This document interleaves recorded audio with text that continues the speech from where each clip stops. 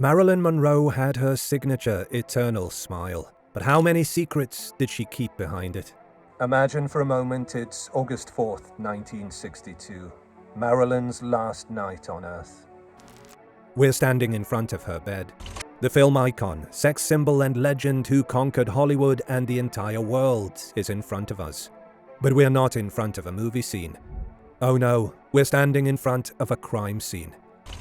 The icon herself is laying there, but she's not breathing. She's in her bed, freezing cold, surrounded by pills. The official version around the news was that this was just a tragic accident. She was just another tormented Hollywood star who couldn't take it anymore. But this was nothing more than a smokescreen. The truth went deeper, darker than just that. Today, here at Bad Things, we're going to explore and revisit one of Hollywood's most famous cases. We'll unravel and scrutinize the events, all the evidence and the many inconsistencies that suggests Marilyn Monroe wasn't alone that night. And no, before you say it, we won't give you just another cheap Hollywood Boulevard conspiracy theory. We'll work with cold, hard facts. With unreliable witnesses, timelines that don't really add up, dubious autopsy reports, and even some questionable characters and connections surrounding the whole deal. Because power games go beyond the public eye. Get comfortable, because you're about to question everything that you've been told. The staged scene. Let's start at the night when it all went down. Sergeant Jack Clemens arrived first at Marilyn's house that morning, August 5th, at exactly 4:45 a.m. He was waiting to find some chaotic tragedy or a crazy scenario, but he only found something that seemed odd, almost staged. There she was, Marilyn, face down on her bed on a swimmer's position. She looked peaceful. There wasn't even a wrinkle on the sheets that indicated any sign of struggle, or even agony. Something quite unnatural for someone on her final moments. He'd later say that she looked like somebody had placed her there. But the body wasn't the only weird thing in the room. The police found 8 pill bottles on the nightstand, some even completely empty. But there wasn't a single glass of water. There wasn't a cup or a bottle, and some reports even say the whole house had the water cut off due to some repairs.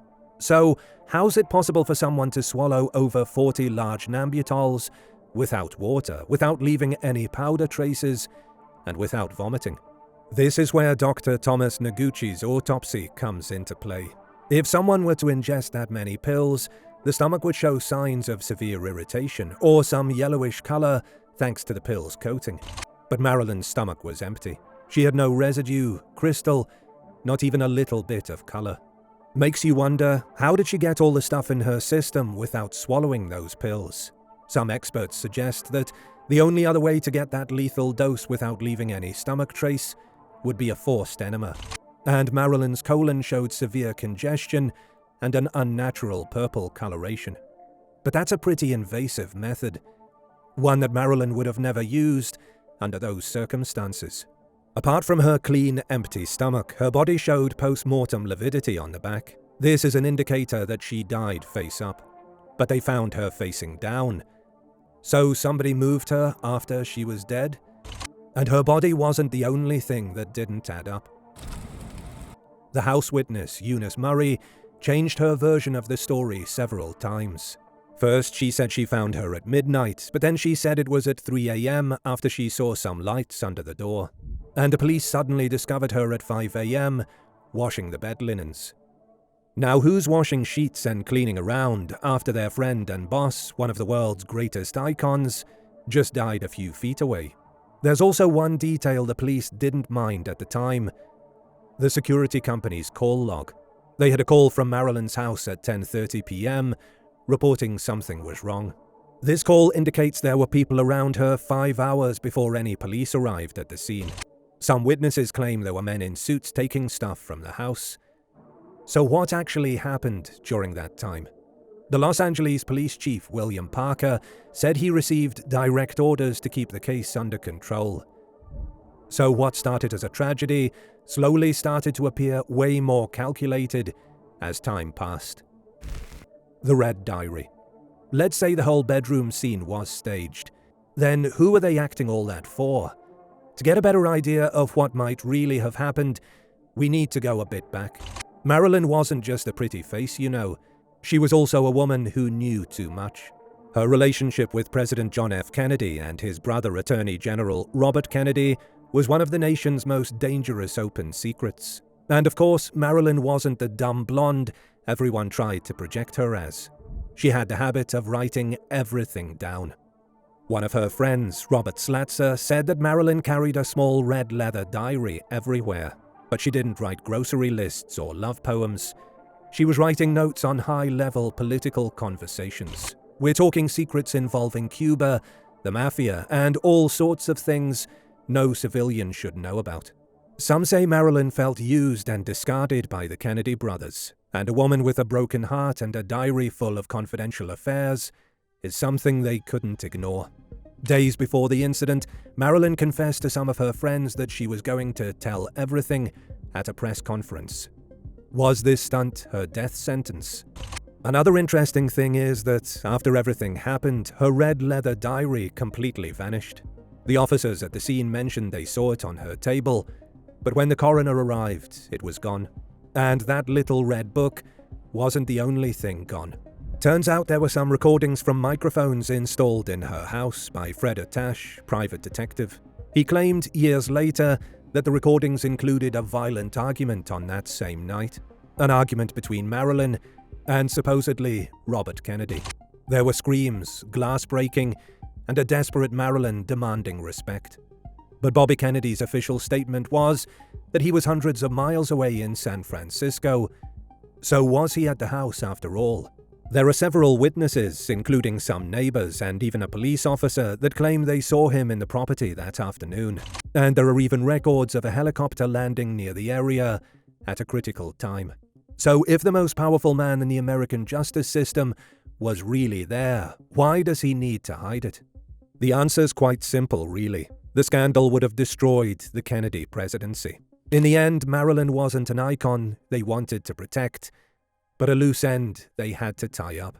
And in 1960s politics, loose ends were cut off permanently. The role of the Mafia. But not everything came from the public power. The Mafia moved the gears behind more than you can imagine. And Marilyn was stuck right in the middle of the crossfire. But we're getting ahead of ourselves. We need to take you a bit back to understand what we're talking about. Let's focus for a moment on Frank Sinatra and his famous Cal Neva Lodge. Marilyn was there just a week before the incident, invited by Sinatra himself. But they weren't alone. Sam Giancana, head of the Chicago Mafia, was also there. Rumor says the Mafia helped the Kennedys get to the White House, but once they had what they wanted, the brothers were turning their backs on them. And what better way to get back at them than using the woman who had a fling with both brothers? Marilyn was the perfect pawn in a chess game she didn't even know she was playing. And she quickly realized she was surrounded by predators. Some say Giancana wanted Marilyn to convince Bobby Kennedy to stop his pressure against the Mafia. But she was over being a bargaining chip and refused. Many witnesses said that Marilyn had a full-on mental breakdown that night in the Cal Neva when she found out she was being recorded during some intimate moments. These recordings would destroy the Kennedy administration and bring her down with it. And this is where things get even darker. So was it the Mafia trying to blame the Kennedys? Or was it the government itself trying to prevent the Mafia from releasing those videos? Whatever it was, the only sure thing is that Marilyn was under total surveillance. As we know, her house was riddled with microphones in every nook and cranny. And it wasn't only Fred Attash, but the FBI under J. Edgar Hoover's orders. He wasn't very fond of the Kennedys, but straight out despised Marilyn and considered her a threat to national security because of some alleged sympathies with communism. On the night they found her, the neighborhood was under heavy surveillance with men in dark uniforms who were definitely not police roaming around. Poor Marilyn was in a golden cage, and the bars were closing quick. She was living in a house where every phone call, every conversation, even every single sigh was heard by 3 different sides. She wasn't only depressed, as they've been telling us. She was in the middle of a war between the government, the FBI, and organized crime. and she paid the highest price from them all. The disappeared organs. Now that we've got a bit more context, let's go back to that night in her house. We already know the bedroom scene was a bit weird, but it doesn't compare to what happened after. Dr. Thomas Noguchi, a known professional in Hollywood, performed her autopsy, and even he admitted years later that his report was incomplete. But why would a respected doctor intentionally make mistakes in what could possibly be the most important case of their career? Well, because they didn't let him do his work properly. When Noguchi examined the body, he quickly noticed there was something wrong with the pill ingestion theory.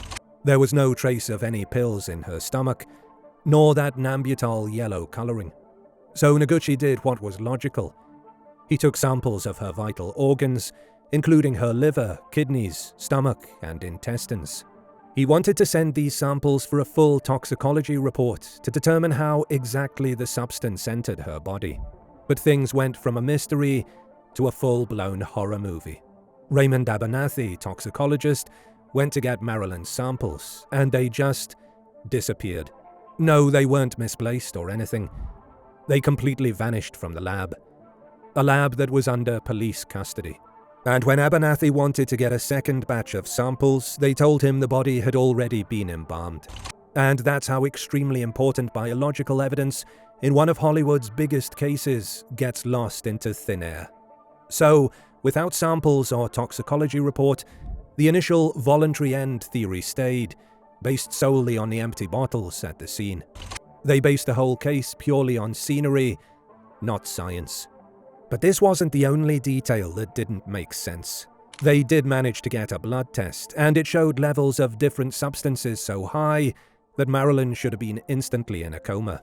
However, her body showed no signs of the slow absorption it was supposed to show if she took all those pills. All the evidence pointed to a fast, massive, and external absorption. This theory matches with the infamous injection mark the forensic assistant claimed was on Marilyn's lumbar region. But any mention of it was completely omitted from the report they sent to the press. Why would they need to alter her medical record? Unless there was something people weren't supposed to see. Some say there were direct orders to lose the samples directly from the district attorney's office, or at least from someone with enough power to erase traces and silence scientists. CTA. Now we're about to get into the real reason behind this whole scandal. We'll connect all the dots of what happened that night. But if you've been enjoying this investigation, don't forget to subscribe and turn on notifications. Because we have many more stories to tell you, stories they tried to erase and pass on as tragic incidents. A goddess silenced by the state. But now we'll piece all the evidence together and give you the whole terrifying picture of what really happened. So why Marilyn? Why that specific night? Contrary to what they told the public, the answer wasn't in her troubled heart, but in her head and all the things she overheard while spending time with the most powerful men in the world. Marilyn became more than just a mistress. She became a vault of national security secrets. From the Cuban Missile Crisis, plans to eliminate Fidel Castro, and even the CIA's connections with the underworld. In her little red diary, Marilyn had enough information to bring down some of the biggest names in the United States government. She felt betrayed, used and discarded after Robert Kennedy ended things out of the blue a few days earlier. And with J. Edgar Hoover's transcripts of her calls, threatening to tell all to the press in a conference the Monday after her death, there's not much room for interpretation. Marilyn was armed with evidence, huge media reach, and most of all, she was scorned. She was an absolute ticking time bomb that the government couldn't afford to see explode. And on the night of the incident, several neighbors witnessed something that official history tried to throw under the carpet. Robert Kennedy went to Marilyn's house that afternoon, and he wasn't alone. He was with two men with a military appearance. There were even reports of a helicopter landing nearby, something you didn't see every day on a 60s residential neighborhood. Why was he there? Was he looking for something? Her diary, perhaps? But what he found was a woman who wasn't willing to remain silent anymore. Many independent researchers say Marilyn didn't take those pills that night. The evidence suggests she was immobilized and given a lethal dose. Whether it was an enema or injection, That'd explain why her stomach was clean and the lack of water in the room. It was a routine cleaning operation, fast, precise, and discreet. Sergeant Clemens, the first officer on the scene, always maintained Marilyn was murdered to protect the Kennedys' seats at the head of the table. Even years after the incident, Dr. Greenson, her psychiatrist, and Dr. Engelberg, her physician, talk with palpable fear about that night, like there's a shadow constantly watching them. Marilyn Monroe wasn't an overdose or depression victim. She just was more dangerous alive than dead. She just wanted to be loved, but ended up used and silenced by the same people that turned her into a legend. Hers was one of the first great cover-ups in the modern era, and of course, it was a sacrifice on the altar of political power. Do you think that little red diary had that much power? That it could bring down an entire political system? Or was it just a good excuse to get rid of her? We have a manipulated scene, inconsistent evidence, an incomplete autopsy, missing organs, and a power war between the Mafia and the White House. All the pieces are there. No waiter in the house. Laundry at 5 a.m. Kennedy's visit. Changing witness statements. Marilyn was more than just a pretty face. She was a woman who felt discarded and got caught in a web of secrets and betrayal that cost her the ultimate price. The official version might say one thing, but the silence inside the holes of the story scream another one, even 60 years after that fateful night. If you liked the video and it made you question what you thought you knew about the icon, the legend that was Marilyn, don't forget to leave a like and tell us in the comments.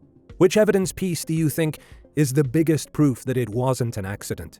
Thanks for joining us again here at Bad Things. See you in the next mystery.